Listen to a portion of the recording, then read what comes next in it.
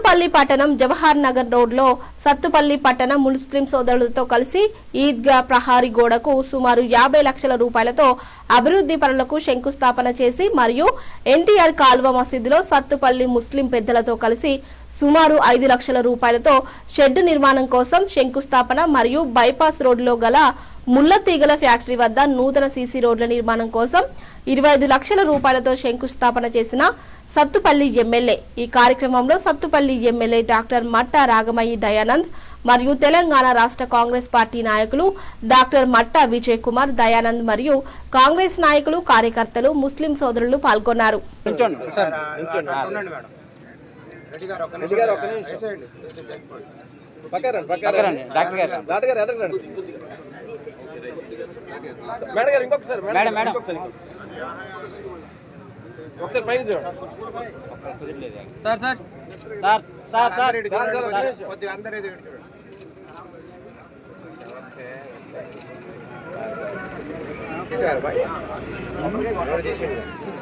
ఫోటోలు గ్రూపుల్లో పెడుతుండాలి.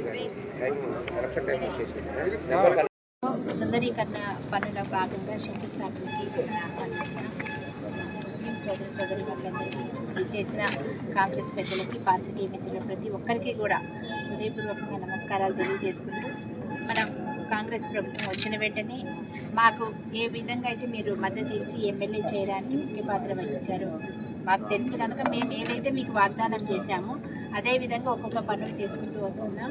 ఇక్కడ కూడా చుట్టూ ప్రహారీ కూడా ఇవన్నీ నిర్మిస్తామని మేము అందరిలో చెప్పి ఉన్నాం. ఈరోజు దాని నిమిత్తం 50 లక్షల రూపాయలు ఇక్కడను ఎన్టీఆర్ కాలనీలో మసీదుకి వెనకాల షెడ్ నిర్మాణానికి 5 లక్షలు, అలాగే షాదికాల గతంలో ఆర్భాటంగా మొదలుపెట్టారు కానీ అది ఫండ్స్ రాక అక్కడ నిలిచిపోయింది.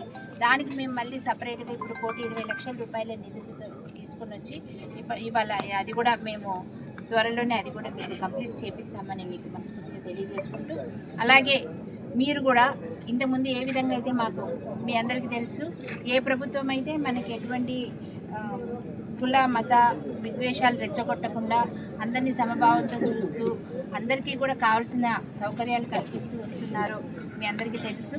మనం ఇప్పటికే ఆ కాంగ్రెస్ పథకాలన్నీ అనుభవిస్తున్నాం మనలో దాదాపు 90% కూడా. కనుక మీరు దయచేసి ఈ రాబోయే మున్సిపాలిటీ ఎన్నికలు ఉన్నాయి, ఇందులో మీ సంపూర్ణ మద్దతు మాకు ఇవ్వాలి.